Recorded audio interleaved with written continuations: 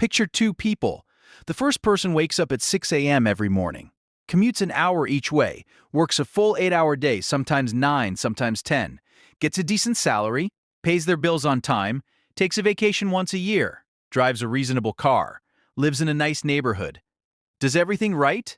The second person works fewer hours, takes more time off, in many cases, earns less in direct salary. But every year, their net worth grows faster. Their money compounds quietly in the background, and decade by decade, the gap between them and the first person widens, not shrinks. The first person is the middle class. The second person understood something the first person was never taught.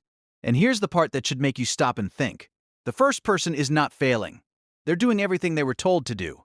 Work hard, get a good job, be responsible, live within your means. By every conventional measure, they are succeeding. So why are they falling behind? That is exactly what we're going to answer today. There is a belief that sits at the foundation of middle-class financial life, a belief so deeply embedded that most people never question it. The belief is this: if you work hard enough, your finances will take care of themselves. Work hard, get promoted, earn more, spend reasonably, retire comfortably. It's a clean, logical, satisfying story. And for a certain generation in a certain economic window, it worked well enough to feel true. But here's what that story leaves out. It leaves out the difference between earning money and building wealth. It leaves out the role that taxes, inflation, and time play in quietly eroding what you work so hard to accumulate. And most importantly, it leaves out the fundamental structural difference between how the middle class and the wealthy actually relate to money. Because working hard and building wealth are not the same thing. They can overlap, but they are not the same thing. And confusing them is the most expensive mistake the middle class makes, not because they are careless, but because nobody ever explained the difference. Let's talk about what actually happens to middle-class money. You earn a salary. Before that salary even reaches you, taxes take their share. Income tax, Social Security contributions, and depending on where you live, a range of other deductions. By the time the money lands in your account, a significant portion is already gone, and you had no say in how it was structured.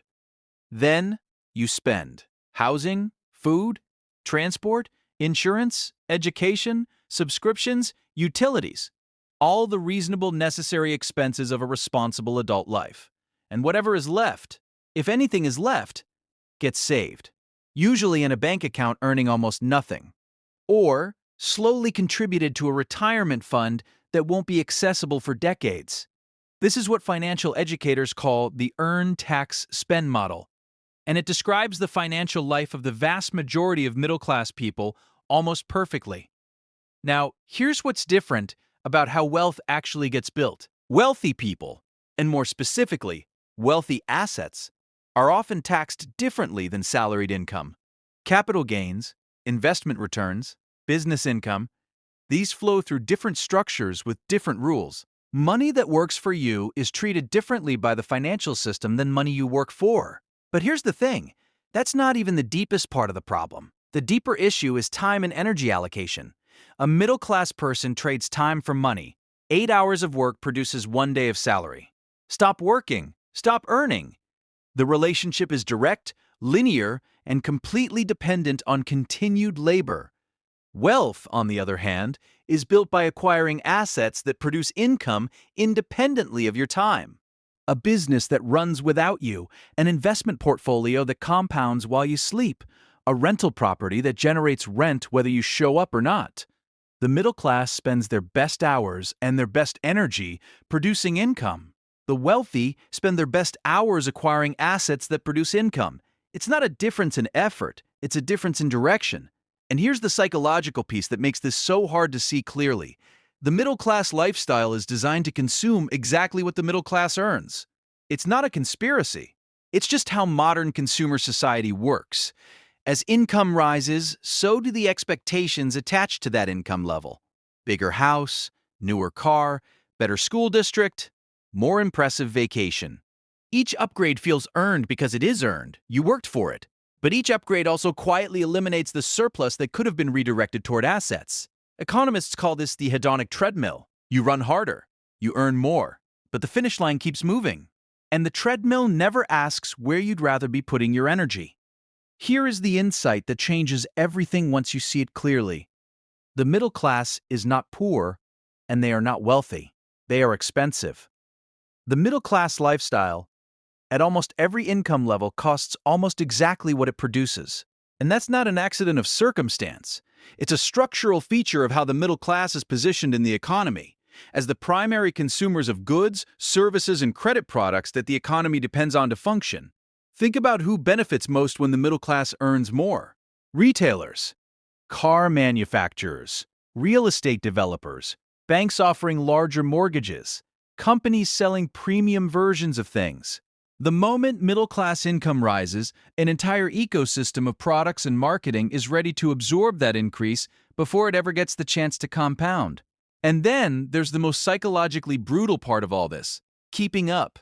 The social pressure of middle-class life is relentless and largely invisible, because everyone around you is in the same system.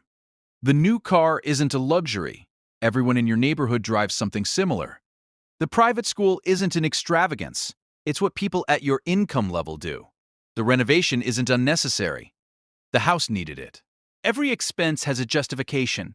Every justification feels reasonable. And together, they quietly consume everything. The wealthy, paradoxically, often feel less of this pressure, not because they have more self-discipline, but because their wealth is largely invisible. It sits in portfolios, in business equity, in assets that don't announce themselves at dinner parties. They consume less visibly precisely because the source of their security isn't visible consumption. It's silent accumulation. So what do you actually do with this? The first shift is understanding that the goal is not to earn more. The goal is to own more. Earning more without changing your relationship to ownership just means running faster on a more expensive treadmill. The question to start asking is not, how do I increase my income? It's, how do I use my current income to acquire something that produces income on its own? That could be index funds compounding over time. It could be a small business. It could be a rental property. It could be digital assets that generate royalties. The specific vehicle matters less than the directional shift, from spending everything you earn to acquiring things that earn for you. The second shift is learning to delay the lifestyle upgrade. Every time your income increases, there is a window, usually brief, before your expenses catch up. That window is where wealth gets built. Most people close the window immediately by upgrading their lifestyle to match their new income. The people who build wealth learn to keep that window open for as long as possible and pour everything that flows through it into assets. The third shift is the hardest one. It's social. You have to become comfortable building quietly, not announcing, not displaying, not keeping up. Because the keeping up game has no finish line, and every player loses eventually. Wealth is almost always built in the background, in decisions that don't look impressive, in accounts nobody sees, in sacrifices that never get posted. Here's what I want to leave you with. The middle class works the hardest and builds the least wealth not because they are less intelligent, less disciplined, or less deserving. They build the least wealth because they were handed a set of rules that were never designed to produce wealth in the first place. Work hard, spend what you earn, live well, retire someday. These are not bad values, but they are incomplete instructions. And the missing piece, own assets, not just income, is the difference between a life spent running and a life where the running eventually becomes optional. The question is not whether you can work harder. You probably already work hard enough. The question is whether you can start directing some of that effort, even a small fraction of it, towards something that works back. Because the most important financial shift you will ever make is the moment you stop being only a producer of income and start becoming an owner of assets. That moment doesn't require a higher salary. It doesn't require a windfall. It just requires a decision. And that decision is available to you right now. Think about it.